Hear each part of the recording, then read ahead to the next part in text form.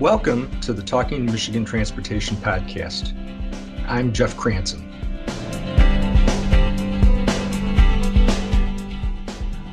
This week, we'll be talking again about traffic safety and the ongoing rise in speeds and crash deaths on the roads in Michigan and across the country, really. This began with the pandemic and hasn't really subsided as some people thought it would. First, I'll be speaking with Elaine Olin, who is a freelance journalist who writes columns for the Washington Post, among other publications, and had a very thought-provoking column this week talking about the crash epidemic and what's going on with it, and she has some interesting observations to share. And then I'll be back after that with Pam Shadell Fisher, who is the Director of External Engagement at the Governor's Highway Safety Association in Washington, D.C., and she'll talk about the perspective from the National Association that advocates for safety, and she'll also talk about automated enforcement and what role that could play in reducing the crashes. So once again, I'm here with Elaine Olin. Olin is a contributor to Washington Post Opinions and the author of Pound Foolish, Exposing the Dark Side of the Personal Finance Industry.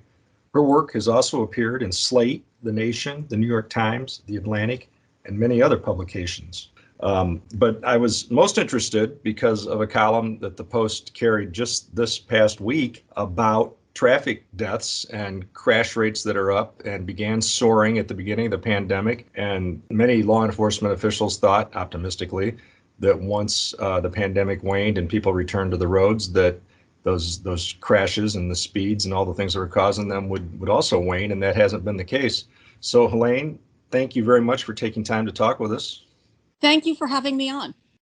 So let's talk about what prompted you. You know, this isn't your area of expertise. So what prompted you to write this column? A couple of different things prompted me to write this column. First, observation. This is obviously a real issue. I think, unfortunately, like a lot of us, this is something I, have a personal interest in. I think we all know people who've been in very serious accidents. In my case, the younger brother of one of my son's closest friends was killed several years ago when a taxi plowed into him and his dad when they were walking in a crosswalk. And it was just, obviously a horrific event.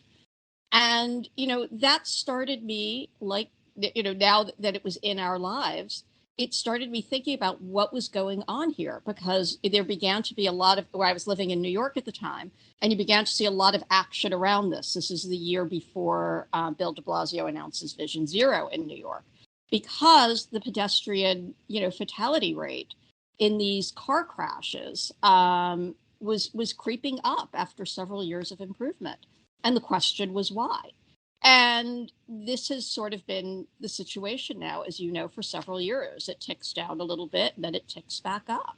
And the pandemic resulted in a huge surge upward once again. Yeah, I always say that if we had, if we have just one plane crash with 100 people, there's all kinds of coverage and concern and outrage and discussion. And we basically have 380 plane crashes of 100 people, the equivalent in car crash deaths every year. And why do we accept that? You can't see me, but I'm nodding my head. I totally agree. I have this running joke: you shouldn't be afraid to get on an airline. You should be afraid to get in a car. But it's true. We take it totally for granted. And there's a couple of reasons we take it totally for granted. First, of course, we're all in cars almost every single day. And even if we're not in cars every single day, if you live in, say, New York or Washington, where you can live without a car, you're still dealing with cars every day, right? So if you were walking around as petrified of them as some people are of airlines, you actually couldn't have a life. I mean, that's the United States. So that's the first point, right? You get used to it. It becomes a routine thing. But also something, that is really interesting to me, and I really only very recently discovered, was that the whole idea that people say car accidents is not something that we just came up with. When cars first became a major part of American life, which really is in the immediate aftermath of World War I, the early 1920s, so 100 years ago now, there were a lot of car accidents. And I just used the word myself, right? There were a lot of car crashes and a lot of fatalities, and people were getting increasingly angry. And the reason they were getting angry was because weren't very many rules of the road. There was no emphasis on safety, and nobody was taking this very seriously. So the auto industry, afraid of a giant crackdown, actually began promoting the term accident to refer to these car crashes and these collisions between cars and people and cars and other cars, because they didn't want people to think, oh, humans are at fault for this, or the design of the car is at fault for this. They wanted people to think this was somehow just something that happened sometimes, and that it was something, that we would all have to live with. And we've kind of bought into that mentality ever since. Well, and I think some things I've read on this, it goes back even before the auto industry, that it was just industry in general, and the kinds of industrial accidents that they were called accidents when people lost limbs and machines and things before we had right any right and they modern. borrowed the term. Right, I should have said that. Thank you. Yeah. They exactly, that's my understanding as well. The auto industry borrowed this term. um, and the way we have workplace accidents, right, quote unquote, we have auto accidents now. And we all use the term. I mean, you might notice even I, who am quite aware of it, slipped a second ago and used it, right? It's just something we all grew up with. It's something that's around us, and it's a way we think about it. But we shouldn't think about it that way, because in most cases, these are not accidents in any meaningful way. This is something we could do a lot about. And we could do a lot about it in a lot of different ways, ranging from auto design to enforcement of traffic rules to actually encouraging people not to drive. Yeah, I try not to be too obnoxious about it, but I find myself correcting, family and friends when they use the word, and I know it gets to be annoying, but I do think we at the Michigan DOT and some others feel like vigilance just about that word alone can make a huge difference, in how people think and how you shape the language. So language is important. And when you stop using the word accident and you say something like crash, which is basically, or driver inattention, or driver carelessness, or speed, or drunk driving, you make a big difference. That was actually one of the great insights of the Mothers Against Drunk Driving campaign, right? They didn't say these were car accidents. They said they were drunk driving. And people began to take that a lot more seriously. They still don't take it as seriously as they should. But I will say, from the vantage point of middle age, we do take that more seriously than we did 30 years ago. that's a good point about MAD. So I will say, in terms of evolution in the auto industry, I've spent quite a bit of time the past few years with some of our major automakers working in the automated vehicle area, and the things that they're doing and the passion that those engineers have to try to make this technology work, out of a pure realization that, yes, the computer is a better driver than you are. It doesn't have all of the emotions. It doesn't fall asleep. It doesn't, do all the things that humans do that cause crashes. And the sooner we get there, even with the incremental changes like lane assist and auto braking, a rear camera, I mean, all those things are adding up to make a difference, which makes it even more confounding that the more we do to make our vehicles safer and try to make them safer, the more ways we find to distract ourselves. I kind of equate it, to the arms race, and we build better protections, better radar systems, better armament, and then we build better bombs. It just seems like it never ends. So It's really incredible. I live for the day for fully, automated driving, though my husband does not agree with me about this. But I completely agree, because I think anything else every improvement seems to have its own downside. Anti-lock brakes ended up, people just drove more recklessly, right? I remember that one as a famous example at one point. I don't know if that's still true. You can tell me. But it's true. I mean, the thing is people do get distracted. And the fact of the matter is when cars and trucks are finally fully automated, you looking at a text coming in isn't going to cause an accident, which is what happens right now. That's right. Anti-lock brakes have been a tremendous success, but early on, I think there were learning curve issues because we were all taught, those of us especially who lived in cold weather states, pump your brakes. And right. when you have like brakes, you don't pump your brakes. You just keep the foot on the pedal, and they do the pumping for you. But let's talk. You touched on that anger in those early days. And how does anger factor into this now? I mean, what we're seeing on the roads, and we have since the pandemic, part of it was, you talked about this in your column, certainly, streets were empty. People felt like, I can drive as fast as I want. There's no cars in my way. There's no congestion slowing me down. But it continued with this kind of, like you said, anything goes. I mean, we found that seatbelt compliance went way down, which, after years of federal and state officials doing everything they can to get seatbelt compliance in the 95% range, it fell off during the pandemic, still is, I think. And there's just kind of this attitude of anger. Even Amy Water of the Cook Political Report, she's on one of the podcasts I like to listen to, Hacks on Tap, and she's talking about how she sees it not just in her focus groups, but she sees it on the road herself, that the way people are interacting toward each other, like we've lost our sense of community and how to be, courteous to each other. Right. I mean, I've written a bunch about this in different ways. I think this is something that gets a little difficult to talk about. But when the economy shut down to combat the pandemic in March of 2020, nobody had a discussion about what the impacts were going to be on everybody else, right? We just said, oh, we're going to protect people's lives. And because nobody had ever done anything like this before. I think we have this idea that like lockdowns are a common thing. They're not. Okay, we've never done this in a modern society before, and certainly not at this length. And so what quickly happened was all sorts of societal rules kind of went by the wayside. I mean, people began drinking a lot more. People began acting recklessly on the roads. And part of it was, as you pointed out, yes, the roads were empty. If you went on them at that time, most of us didn't, but if you did, it was an extraordinary thing. You'll never probably see this again, right? That encouraged this kind of wild manic driving. And I think people began, as it came back, and this is just my theory, people are very angry, they're very isolated, they're very frightened. People are not meant to live in isolation the way we've been living in isolation. I think people, in the way you have road rage, just started taking it out on the road. And you began to just see really bad driving behavior persist, and it continues to persist.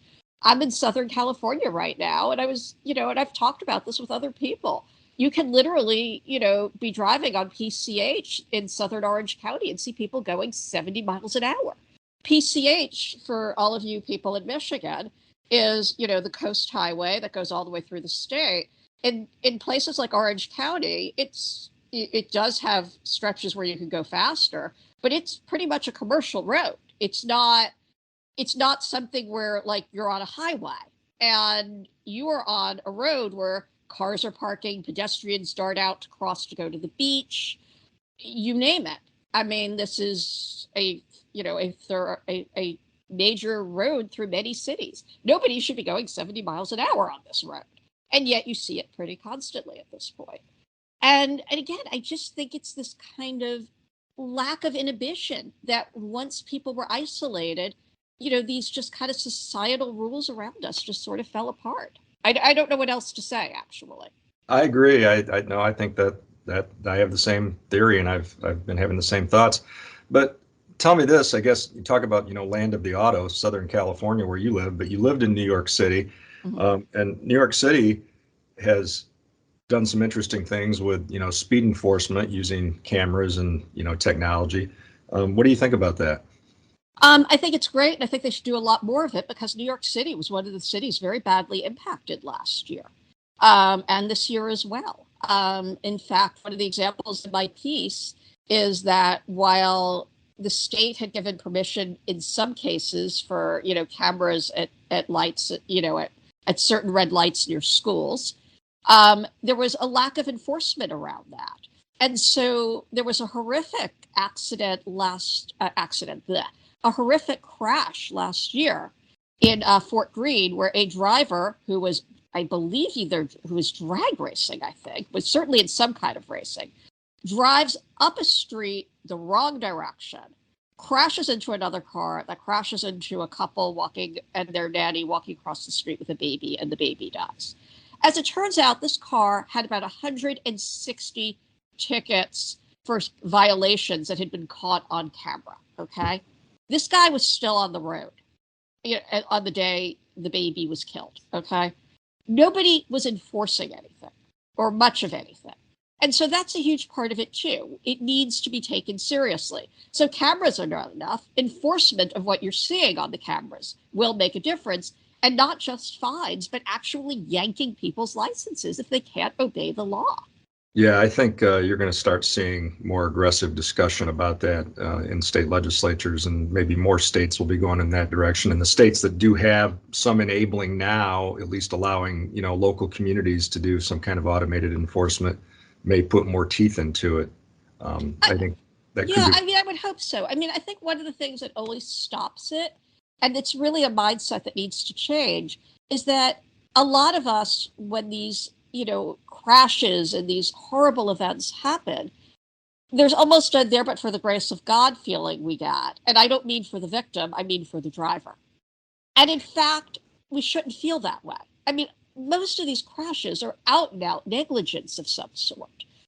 Nobody should be speeding like that. Nobody should be racing on a street. Nobody should be checking their texts while they're driving. That's negligence. Yeah, I guess that comes down to a discussion about rights versus privileges.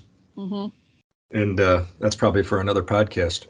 So thanks, Helene, for taking time to illuminate further some of the things and the concepts that you brought up in your column. Again, it was very, very thought-provoking, and I know I was very appreciative of it, and I appreciate you taking time to talk. Oh, thank you for having me on. And we will continue the conversation in just a moment with Pam Shadle-Fisher of the Governor's Highway Safety Association. Please stay tuned.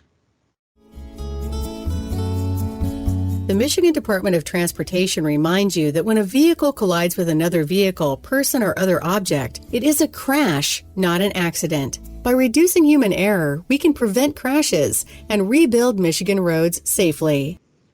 So, once again, I'm back with Pam Shadle-Fisher, who is the Senior Director of External Engagement at the Governor's Highway Safety Association. And Pam is a advocate for all things traffic safety, something she's very passionate about. And I especially want to talk with her about, automated enforcement and what they've found in their research about that. But first, let's talk, Pam, about an op-ed that you co-authored with one of your colleagues back in April that talked about this very much in terms of the pandemic and America's ongoing road safety epidemic. Yeah, we have a vaccine for what's happening out there on the roads. We all have it, and it's really thinking about those behaviors that we may be engaging in and making a change. If you don't regularly put your seatbelt on, start putting it on, and the more often you do it, the more it becomes a habit. Slow down, recognize that, there are lots of folks out there on the road besides you. And even when there weren't during the pandemic, things can happen very quickly, and high rates of speed can put you at tremendous risk. If you crash, the forces on your body are so significant that there's very good chance you won't survive. If you're planning to go out and you want to have a drink or a few, or you're taking a drug that may be impairing, or you're even enjoying cannabis if you're in a state where you can smoke, marijuana legally, recognize that we don't want you to get behind the wheel. And so designate a driver, use an alternate form of transportation. There are so many things that we can do, to really protect ourselves and to protect other folks that are out there on the road. I mean, I think that's the other thing that folks have to realize is that I often hear people say to me, well, what's the big deal?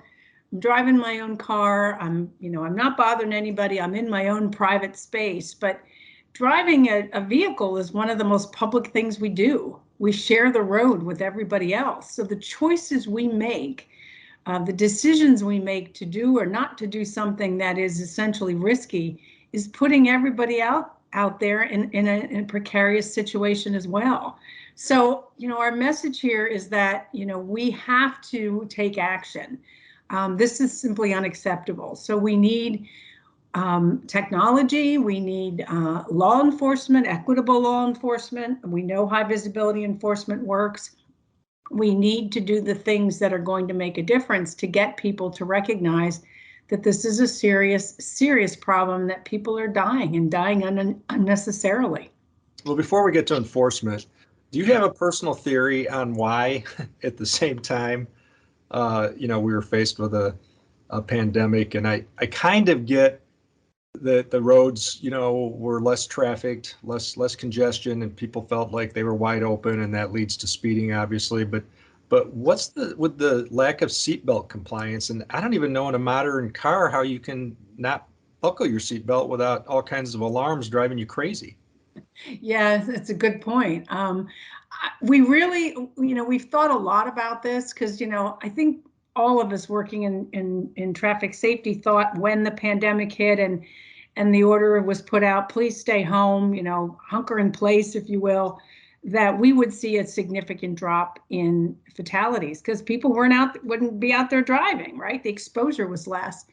But what we found is that it appears that the people who were still out there and driving were probably less risk adverse. And so, more willing to take risks, more willing to say, oh, I can drive faster because there are fewer cars on the road. I'll be fine.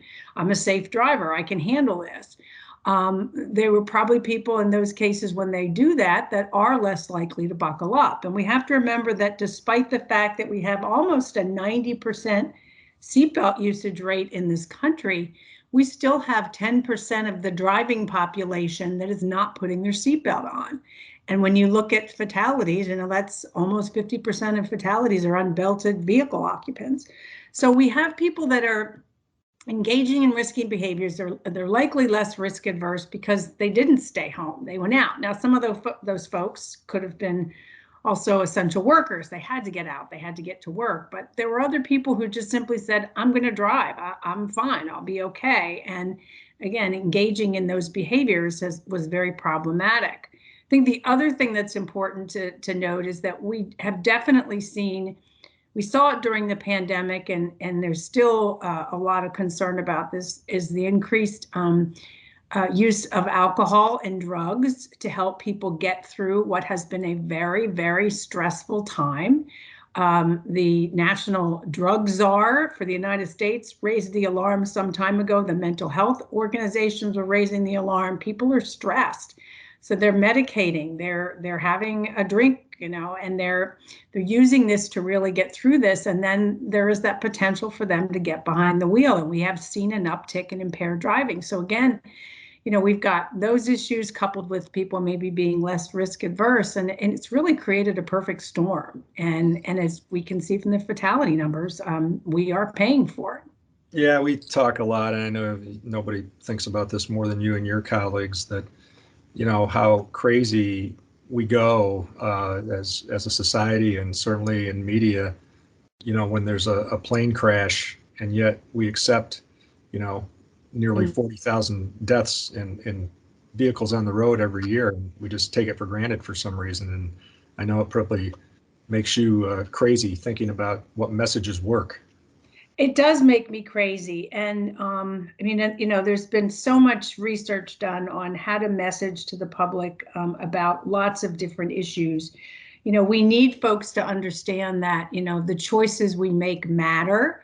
We need to reach people, that way. We need to talk about, there are folks at home that want you to come back, and that person that's crossing the street and you're speeding could be that person could be your mother, your grandmother, your sister, a brother. So we need to humanize this, and we've taken that approach to really get folks to understand the impacts. And we also talk a lot about, having the power. As we said before, we have a vaccine against traffic crashes, and it's us. Make better choices. Also, I think the other piece of it is to really focus on some positive messaging. We know that's been effective when you talk about, most people don't do necessarily risky things. Most people don't refrain from wearing their seatbelt, and people want to belong. So that taking that, positive messaging to create that, what is that social norm, if you will, can be very powerful as well. But, it's not a one size fits all when it comes to how we address this problem. So how we message, is going to be dependent upon the individual, their gender, their race, ethnicity, a whole bunch of things. So we have to really think about, what we need to do to reach the public and get them to respond in a very positive way. So something I've seen written about more recently, popping up in some of these stories about the crash-demic, is automated enforcement. There are some bills in the Michigan legislature now. It comes up again and now and then and never seems to get much traction. Different states have different laws, but what's your high-level perspective on automated enforcement and the difference it could make in the crashes?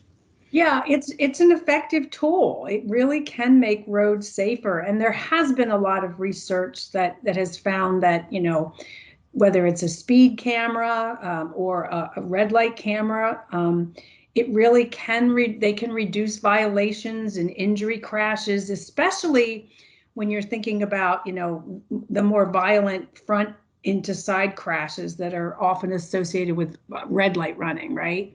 For speed cameras, they definitely get people to slow down. They have helped reduce crashes and injuries and fatalities. And I think, we need to understand that the research clearly shows that they work.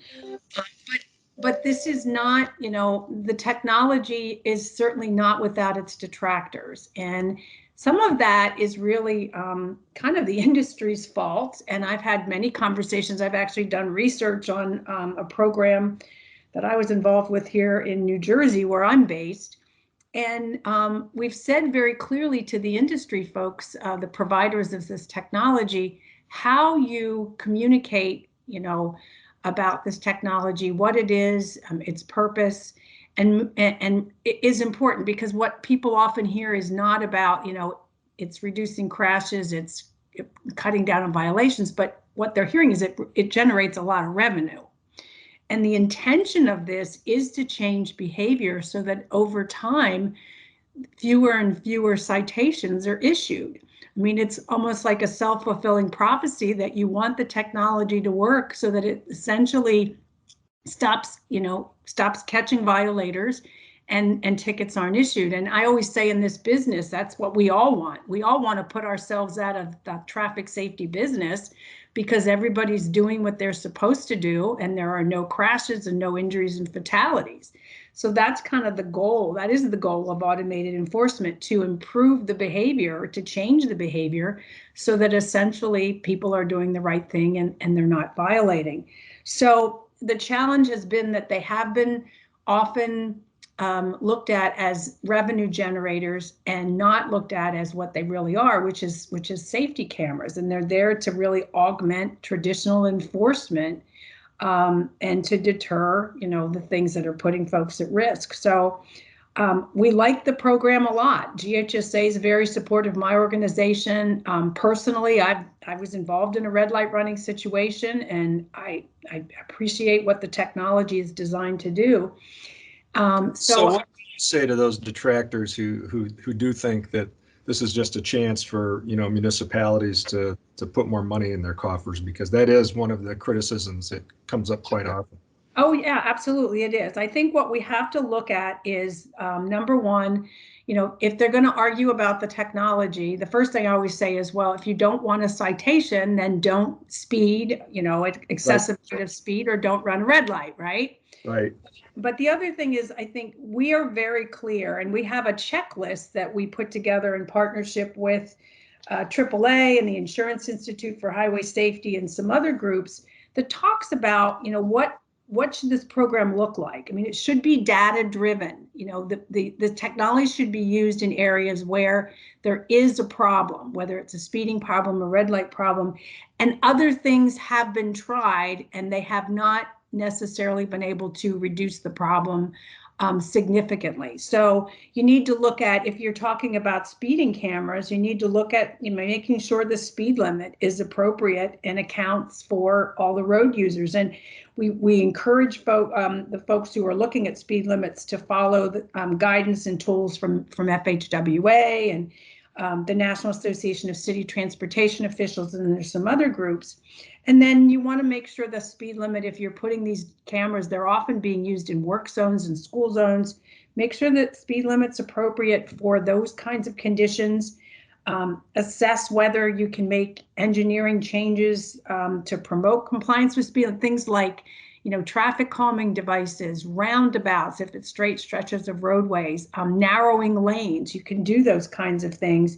And also making sure that you're posting the speed limit. It's adequately posted so people are aware. So there's things you can do. And same thing with red light running. Make sure the yellow timing phase of the light conforms with federal guidance. There are steps to be taken. So you do those things and you put those engineering countermeasures in place. But if it's still not giving you what you need, this is another tool that can be used and used very, very effectively. And the other piece of this is that the program itself should be done in conjunction with the community, so they know how it works. They need to understand it and understand why the data, says we have a problem, what it says. And also, you should be reporting regularly on the impact of the program. And that money that you generate from it, that revenue, should go back into safety. That's really, really important. So show the public that this isn't a money grab. This is about addressing a problem, and we're putting, the money from the violators back in to help continue to make improvements that can make a difference and save lives. Yeah, well said. And I think that has to be part of the legislation. That's really good. And I really appreciate it, Pam, you taking the time today, because I know how busy your day was, but this is an important conversation, and I'm sure that we'll talk more about it. So thank you again. I really appreciate it. You're very, very welcome. And for folks who are interested, they can find the checklist. It's just basically called Automated Enforcement Program Checklist. You can find it on the GHSA website. It's www.ghsa.org. And if you go under our issues section, there is a section on speeding, and you'll find a link for the checklist there. So I encourage folks to take a look at it and leverage it to really help move the needle and get both that support of the public and the elected officials and the media. It can make a big difference. Yeah, good point. Thank you again for listening to this week's edition of the Talking Michigan Transportation Podcast. I would like to thank Randy Debler and Corey Peaty for engineering this week's podcast. To subscribe to show notes and more, go to Apple Podcasts and search for Talking Michigan Transportation.